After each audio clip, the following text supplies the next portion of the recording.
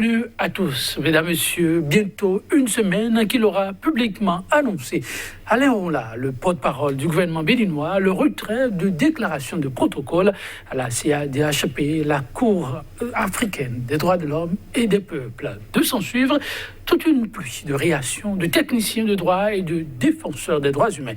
Le cadrage de son homologue de la justice, Séverin Quedom, pour mieux éclairer des mobiles profonds justifiant la démarche du régime et donc calmer les ardeurs de se révéler presque peine perdue. Homme de droit, d'un défenseur des droits humains, d'écumer de plus belle les chaînes de radiodiffusion et de télévision qui, pour éclairer, qui, pour apprécier la pertinence supposée ou non de la démarche, s'invitent désormais dans le débat les politiques.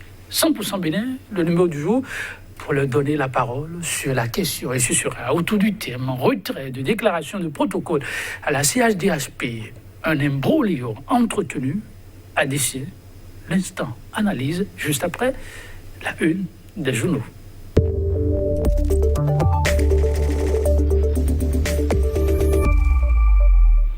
Pour nous aider à scruter les faits majeurs marquant l'actualité, mais relayés par les canards dans leur parution de ce jour. Quand je viens maintenant, bonjour. Bonjour Joël Tongi, bonjour également nos amis téléspectateurs. Alors, un rendez-vous utile, on peut dire le dernier quand même, pour le mois d'avril. Qu'y a-t-il de neuf? Non, rien d'essentiel, sans en tout cas faire injure à nos confrères. Ils sont revenus sur les mêmes faits de l'actualité, le retrait du Bénin du protocole instituant la Cour africaine des droits de l'homme et des peuples, surtout la déclaration qui permet aux individus, aux ONG donc de la saisie. Eh bien, les déclarations des uns et des autres continuent à la une de certains canards. Vaille que vaille, la Sénat tente d'organiser le scrutin du 17 mai, donc, mais les bouchées doublent, les campagnes vont bientôt être lancées, mais dans la presse, ça va dans tous les sens déjà à ce niveau. Alors, l'invite à la population pour qu'elle fasse le bon choix. Certains canards en ont fait leur chou gras, sans oublier que l'an 4 de la rupture se célèbre toujours dans tous les secteurs. Le département de justice était également au devant des écrans pour apporter donc la lumière à ce niveau-là. Qu'est-ce qu'on peut véritablement retenir? Eh bien, certains canards ont fait également cet exercice. Je vais le dire, c'est ça qui constitue le lot donc, de ce qu'on peut appeler l'actualité au niveau de la presse écrite ce matin. Intéressant, hein? On va donc y aller. On démarre, ça va être avec le quotidien. Dynamisme Info qui affiche en manchette ce matin. Démarrage ce vendredi des campagnes médiatiques. Attention à ne pas se laisser berner par les engagements et promesses irréalistes. S'exclame le journal. Puis, toujours avec Dynamisme Info, retrait du protocole de la CADHP quand le Bénin et la Côte d'Ivoire opposent à un problème profond des solutions superficielles. Le journal La Dépêche, cette fois, 4 ans de gouvernance talon, la face cachée de l'économie béninoise, l'annulation de la dette africaine expliquée terre à terre dans les colonnes du journal. Et puis, opinion sur l'apivirine, le Bénin aurait pu et peut encore faire comme Madagascar, Bénin, média au pays de Patrice Talon, la liberté de presse passée à la guillotine. Le journal L'Afrique en marche cette fois, 1er et 2 mai 2019, 1er et 2 mai 2020. Le drame de Kadiaoun, Prudence Amoussou et autres. Et puis donc les martyrs de la démocratie, gloire immortelle à vous, écrit ce journal. Fermeture des ambassades. La diplomatie a un prix qu'il faut accepter de payer, d'ici Joël Aïvo à la une du journal L'Afrique en marche. Le pays émergent, retrait du Bénin du protocole de la CADHP. Le ministre de la Justice tente de s'expliquer, mais ne convainc pas. Séverin Quedom, un médecin après la mort, s'interroge le journal. En tout cas, pour Valentin Agossou-Djenotin, ce retrait, à mon avis, est un coup d'épée dans la mer. Et puis, en réaction au ministre des Finances suite à la remise des dettes, candidat Zanaï alerte, il y a une super accumulation de dettes au Bénin, tout simplement. En cadre de la rupture, Ganiou Soglo souffre de l'état de déliquescence du pays et dénonce une démocrature instaurée par Patrice Talon. On juge la grandeur d'un pays à l'aune de ces actes. Matin libre, loi 2020-08 portant modernisation de la justice. Les procédures simplifiées pour les PME, plus de perte de temps en contentieux, impact de Covid-19, showbiz, de l'agonie au chaos total, s'interroge le journal. En tout cas, les médias sont à l'épreuve, l'heure du digital aussi compte pour beaucoup. Point média pour terminer. Manifestation post-législative 2019, il y a un an, la tuerie de Kadjeon, l'âme de Dame Amoussou crie toujours justice. Fermeture tous azimuts des ambassades du Bénin à l'étranger. Joël Aïvo regrette une erreur stratégique de plus. Joël Litochi. Merci à vous, Kodovi. Avec ton nom, il y a de la matière. On va aller avec Dynamisme Info, la manchette. Kodovi, à vous. Oui, attention à ne pas se laisser berner par les engagements et promesses irréalistes. Je crois que c'est un titre que je ne jugerai pas de trop, mais qui paraît l'être dans la mesure où, vous savez, Adrien Mbedji, de célèbre mémoire, rappelez-vous, les promesses politiques n'engagent que ceux qui y croient. Alors on ne pourra donc pas faire de campagne aujourd'hui, fût-elle médiatique, sans pouvoir donc dire à la population ce qu'on veut, soit en tant que candidat.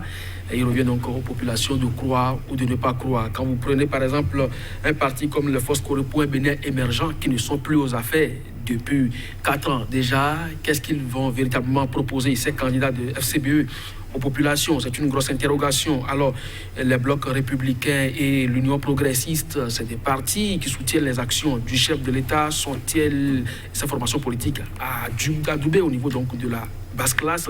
C'est la grosse interrogation. Qu'est-ce qu'elles ont véritablement à proposer à ces populations? L'UDBN aussi est dans la course. Qu'est-ce qu'elle a véritablement à proposer, tout comme le PRD à ses militants?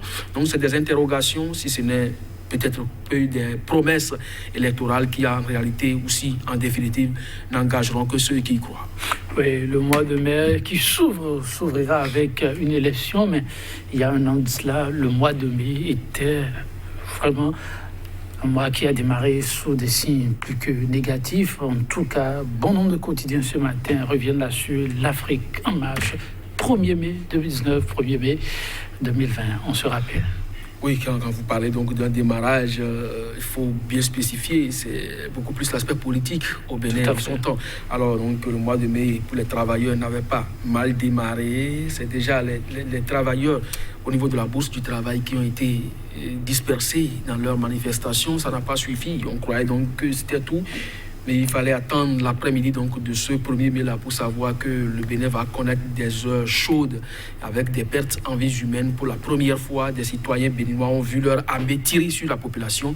Ça ne s'est jamais passé. On a même connu des généraux qui n'ont jamais tiré, d'aucun blague comme ça, qui n'ont jamais tiré sur les Margouya avant d'avoir donc leur grade de général. Mais cette fois au Bénin, aujourd'hui, nous avons donc des soldats qualifiés à ce titre-là, mais de façon maladroitement célèbre. Donc de ce point de vue, c'est un fait qui va rester donc longtemps dans l'histoire de la République. À partir du moment où on n'en avait jamais connu, eh bien, le ministère de l'Intérieur avait promis des sanctions à cet effet, mais malheureusement, un an après, on n'en a pas encore connu. Dama Moussou, il y a beaucoup de rumeurs qui ont entouré sa mort, mais finalement, on a reconnu quand même qu'elle a quand même souffert de quelque chose qui semble extraordinaire.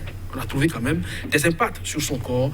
Des corps sont restés à ce jour gardés par la justice, donc les parents ne sont pas encore entrés en possession de tous les corps pour pouvoir faire les funérailles accommodées. Je crois que tout ça participe quand même d'un fait qu'il ne faut pas occulter dans la République un an après.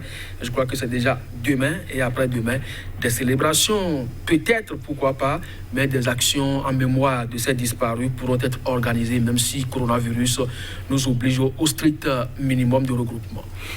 Mettons dans ce registre des faits politiques, oui, le pays émergent nous rapporte ici l'opinion de Ganiou Soglo un an après ce scrutin ensanglanté. Eh bien, le Bénin n'aura pas changé de visage outre mesure, de la démocratie, ça vire à la démocrature, signé Ganiou Soglo. Ouais, je crois que c'est la citation rapportée par le journal qui m'intéresse beaucoup plus. Au-delà donc du titre, on juge la grandeur d'un pays à l'aune de ses actes. Vous voyez aujourd'hui, de l'autre bout de l'Afrique, de la côte de l'Afrique, Madagascar aujourd'hui fait parler de lui simplement à travers donc cette invention pour répondre à la pandémie de Covid-19. Je crois que le président André Rajoelina, quelle que soit la nature de son avènement à la tête de cet État aujourd'hui, fait parler donc de lui et donc de la dextérité des chercheurs de ce pays. Je crois que c'est comme ça que l'Afrique peut s'illustrer et c'est comme ça que le Bénin également peut se révéler. Mais malheureusement, il y a plusieurs faits par lesquels aujourd'hui nous nous révélons à la face du monde.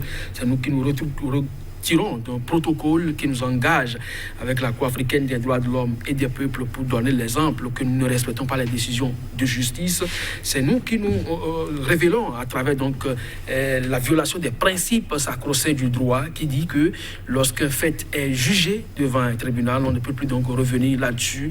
Vous vous rappelez donc le célèbre procès de Sébastien Yavon en l'absence de ses avocats condamnés il y a 20 ans, comme Écoutier, qui est en pleine pandémie Covid-19, aujourd'hui condamné donc, à 20 ans de prison, alors que ses avocats n'ont pas pu. Et on sait très bien que même s'il revenait au pays, quarantaine oblige, ne pourra même pas répondre dans les délais impartis pour donc, le juger. Bref, le Bénin, de la démocratie à la démocrature, c'est Gani Ousoglo qui le dit, mais les faits sont là pour traduire donc cette expression, ce désamour aujourd'hui à la limite qu'il a pour la gouvernance en cours. De toutes les façons, Patrice Talon a encore presque 12 mois pour corriger le tir. Ah oui, en 12 mois, beaucoup de choses sont possibles. On reste au niveau du pays émergent qui donne la parole à l'une des figures de la classe politique béninoise, Candide Azanaï, qui lui a décidé de parler économie. Oui, nous ne sommes pas économistes, je ne sais pas si vous l'êtes, mais quand vous voyez la succession des bons, d'obligations que le Bénin lance presque tous les jours à hauteur de milliards 50, 100, 125, ainsi de suite. Vous lisez presque tous les matins. Eh bien, vous demandez véritablement à quoi tout ça sert. Alors, si on va emprunter de l'argent pour gérer le programme d'action du gouvernement, ce n'est pas grave. Mais quand on sait très bien que c'est le contribuable qui va payer en retour et à quel taux ces endettements sont donc chiffrés, c'est ça la préoccupation majeure.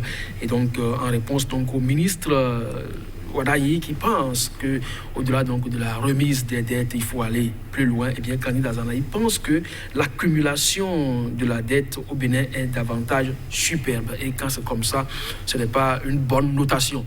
Là-dessus, je crois que les spécialistes en la matière, les économistes reviendront donc pour approfondir donc, cette remarque de Candide Azanaï, mais pour le commun des mortels, le fait que l'on emprunte presque tous les jours doit aussi nous interpeller. Tout à fait, Codivia Métono. Et c'est sur cette note que nous allons, mesdames, messieurs, nous arrêter, qui est à se retrouver très bientôt. Et déjà, aux travailleurs, on dit bonne fête de 1er mai. À très vite.